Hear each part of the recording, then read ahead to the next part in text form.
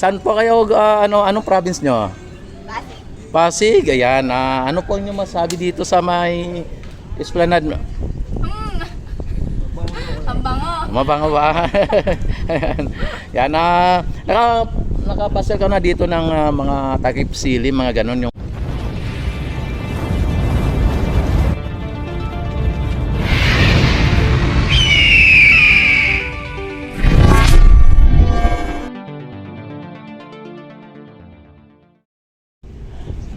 Ayan, at dito na naman tayo sa may Ilog Pasig, mga babayan. At tingnan natin dito at alamin kung ano po ang mga kaganapan dito. Ayan, at may mga magagandang dilag na namamasal dito.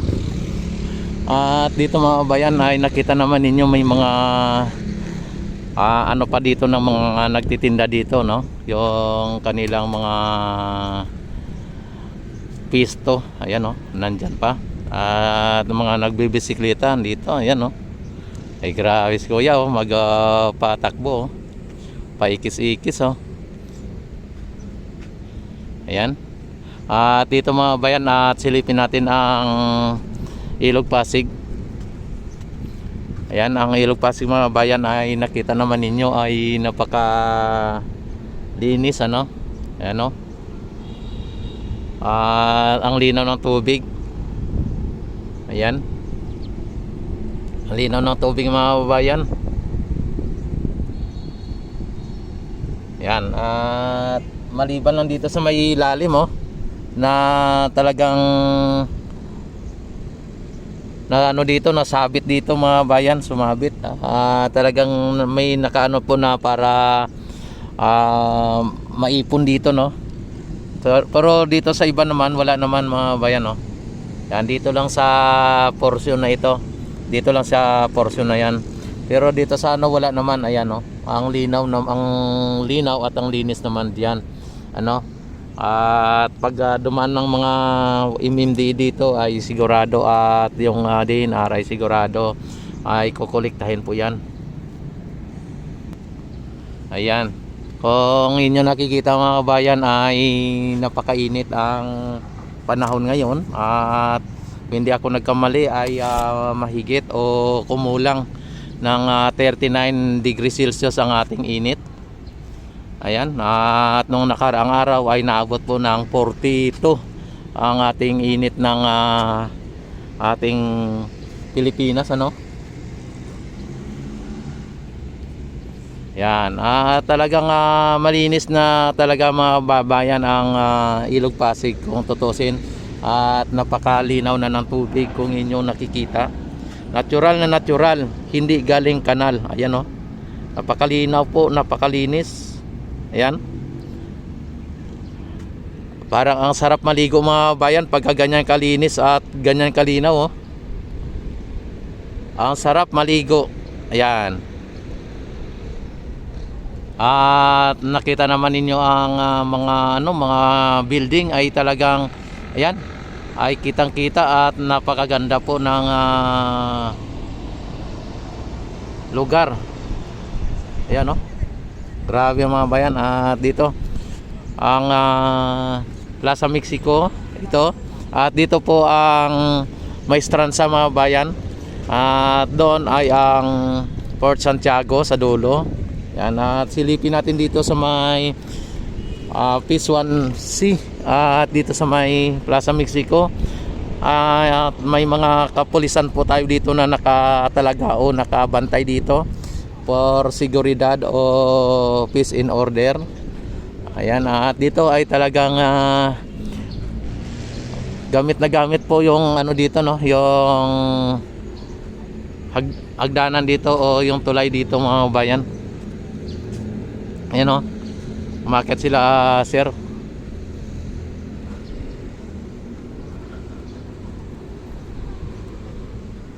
At dito naman sa may Plaza Mexico mga bayan, ayan, at ano dito yung mga halaman dito, no. Ayan.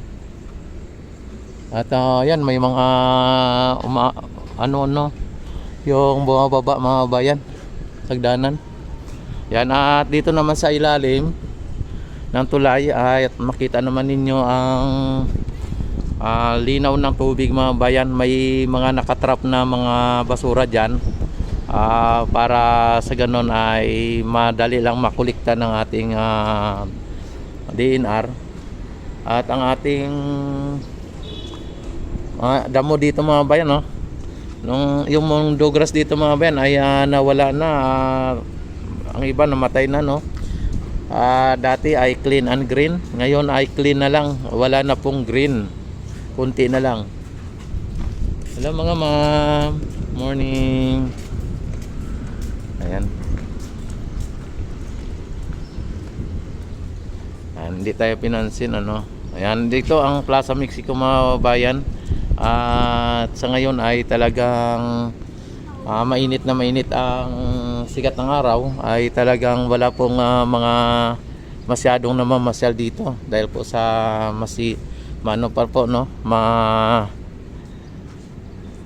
init ang sikat ng araw at natantiang abutin ng 40 degrees Celsius, ano, o mas humigit pa kumulang, ano, humigit kumulang sa 40 degrees Celsius ang init. Kaya yung mga tanim dito mga bayan ng mga halaman, dati ay sobrang clean at green, ngayon ay talagang clean na lang, hindi na po masyadong green, ano. Kaya ganun po ang epekto ng napakainit na panahon dito sa ating bansa na naranasan natin sa ngayon. Ayan, oh, shout out doon, oh. Hello, shout out kayo. Ayan. Yan si ate. Ano mo yan? Yan. Saan po kayo, anong province nyo? Pasig. Pasig, ayan. Ano po yung masabi dito sa may Esplanade? Ang bango. Mabango ba?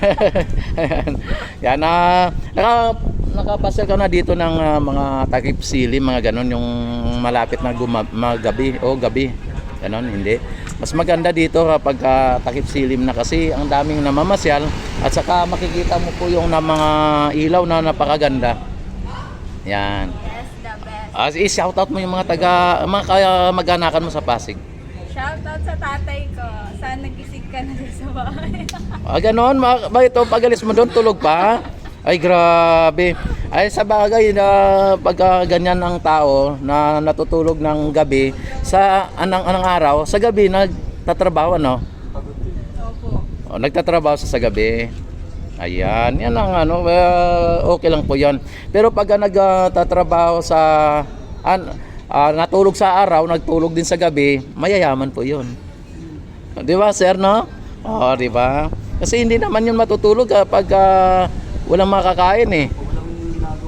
Oo, di ba? Ayan, ibig sabihin, ma'am, mayayaman kayo. Hindi naman. Pero nagtatrabaho lang sa gabi. Ayan. Sige, ma'am.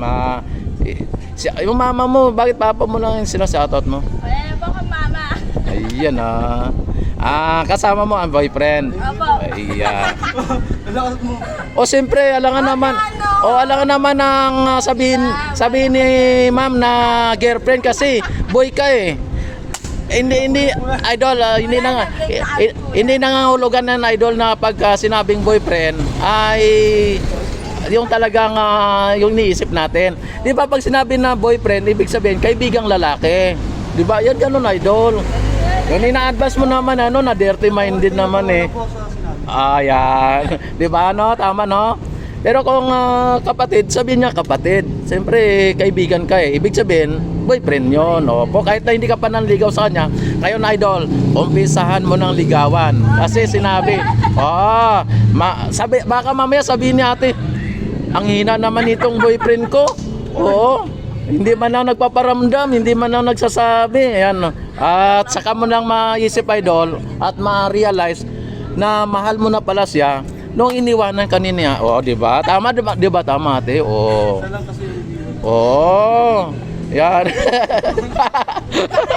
Nagkabuki. Hindi mo alam, idol, na boyfriend na. Ngayon mo lang nalaman na sinabi niya boyfriend ka? Hindi, best friend ko. Best friend. Ayun, idol, ang best friend ay talagang, yun ang sinasabi na ang mag-asawa ay nag-umpisa po sa pagkakaibigan. Tapos yung pagkakaibigan po ay na-develop tawag dito, parang kamera o na parang film na nadidevelop at magiging mag-iibigan. Kaibigan, nag-umpisa sa kaibigan, di ba tama? Tapos nagkaibigan, nag-iibigan na nag-asawa at yun ang yun pa ang ending po ay magkatuluyan. Ayan. Pero yun ang sinasabi idol na kapag kayo ay tinadhana, dapat kayo ay pinagtagpo. Kaya siguro sa inyo sa ngayon ay tinadhana at pinagtagpo kayo. Ikaw idol, naniniwala ka ba na si idol mo na? Idol, naniniwala ka ba na may forever? Wala. Ikaw ma'am. Meron! Mayroon. Ayan. Alam mo ka idol kung bakit? Ipapaliwanag ko sa'yo. Ikaw ma'am, ipaliwanag mo kung bakit may forever. Paliwanag po sila. Wala, basta manaramdaman. Ganito ma'am, ipapaliwanag ko kasi si ma'am may forever daw. Ganito ma'am, kapag ang isang tao ay tinadhana ng Panginoon sa bawat isa, tapos pagka nagkatagpo, forever ang tawag doon. Pero kapag ang isang tao na itinadhana ng Panginoon tapos hindi nagkatagpo, ay walang forever. Pero kapag nagkatagpo lang po kayo at hindi tinadhana, walang forever. Ganon po yon. Ang importante dyan idol ay magkasama po yung tinadhana at magkatagpo. Kasi kahit kayo ay tinadhana, kung hindi naman kayo nagkatagpo, walang forever. Maniwala ka ba na mga mag-asawa na nagkakatuluyan pero nagkahiwalay pag bandang huli kasi hindi po sila ang tinadhana? Di ba ma'am? Pero ma'am, ito ha, pagka pinanood nyo po yung live ko, yung channel ko, pag pinanood nyo tapos pinanood nyo ng sarili ninyo, kayo po ay similarity ang mukha nyo. Sim. Ibig sabihin ma'am, ang indikasyon po yan na kayo ay tinadhana. Sa ngayon, na panahon, kayo ay pinagtagpo. Yan. Nasa inyo na lang po yan kung ang film kasi kapag na-picture mo tapos hindi mo pa na-develop, walang mangyayari, di ba sir? Kaya yung ang sa inyo dalawa na kayo, kailangan nyo pang i-develop. Develop ang kailangan sa inyong dalawa. Opo. Yan, ilang taon ka na, sir? 21 na po. 21, ikaw, ma'am? 18. Kita mo? Saktong-sakto yan, sir. 21, 18. Pero wag mo masyadong abusin si ma'am kasi minor pa siya. Yan, pero 21 na pareho lang din kayo. At para sa akin sir, kayo ang tinadhana at pinagtagpo. Yan. At sa ngayon sir, congratulations na. Kasi dahil sabi mo best friend mo si ma'am, pero si ma'am ang iniisip niya, boyfriend ka niya. Yan. Ngayon, now you know sir? Ngayon nalaman mo na, wag ka na magpatumpik-tumpik. Wag mo nang pakawalan si ma'am at baka maagaw pa yan ng iba. Baka doon ka ma-realize mo at magsisi ka ng habang buhay mo. Yung ma'am, nahulog yan naman. Yan. Yan ang Tapos ang pagmamahalan ma'am ay hindi biro-biro at hindi lang basta katulad niyan isusubo mo at pwede mong iluluwa. Dapat ay talagang seryoso, no? Kayo ay mas bata pa. At pag-usapan na ninyo ganitong edad natin. Magkaanak tayo o mag-asawa na tayo, pero sa ngayon aral muna. Na? Tama di ma'am? Anong grade mo na ma'am? Anong year mo na? Grade 11 ikaw sir? Graduate na po. Pagka-graduate mo lang. Stop na ako ng 2020. Ayan. Ano mo sir, iporsige din mo na makatapos ka ng pag-aaral at si ma'am dahil po yan po ang magiging pundasyon o magiging nyo sa buhay ninyo. Yan ang magiging kapital kumbaga. Di ba ma'am? Kasi sa ngayon kahit na college sa graduate ay hindi basta-basta makapasok. Eh paano pa kaya kung undergrad ka, di ba? No? Kaya control lang din, pero wala namang masama yung pag-boyfriend o pag basta nasa maayos lang, no? Yan, sir, at God bless po sa inyo. Don't forget to like and subscribe my YouTube channel and click notification bell, select all na, no? Para ma-notify agad kayo tuwing ako ay mag-live, mag-upload ng mga videos katulad nito, no? Ayan, thank you very much sa inyong lahat, sa inyong dalawa. Ayan, God bless.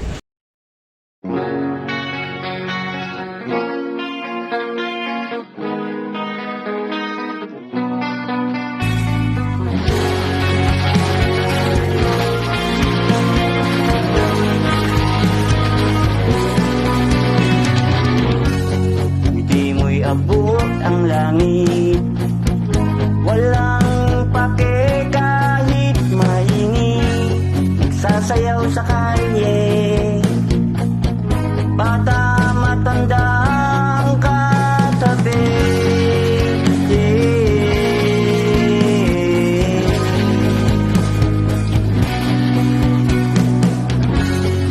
Ngunit parang nag-iba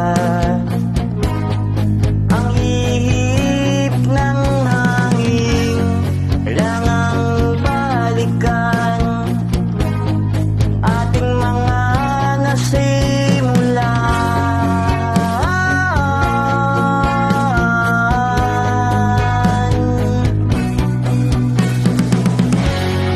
Alala mo ba,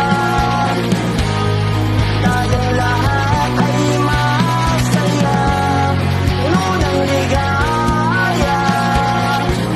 Sana'y huwag nang matapos pa.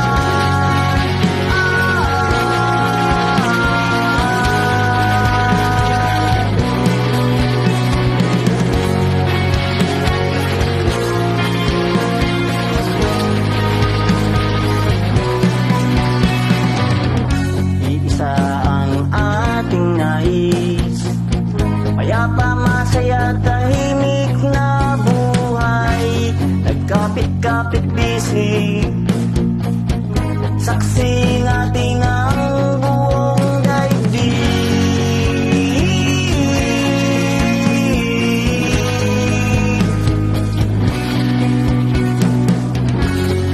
Ngunit parang nag-iba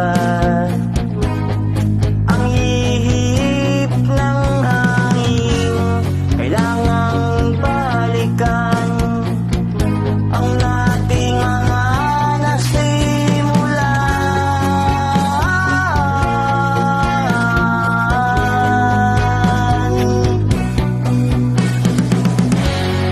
Alala mo ba, tayong lahat ay masaya, puno ng ligaya. Sana'y huwag nang matapos pa. Naalala mo ba, tayong lahat ay masaya, puno ng ligaya. Sana'y huwag nang matapos pa.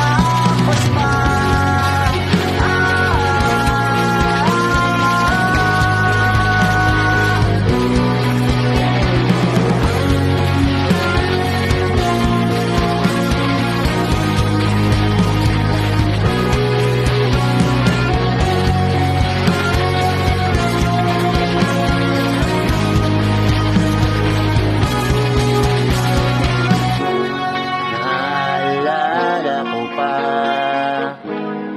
tayong lahat nagkaisa.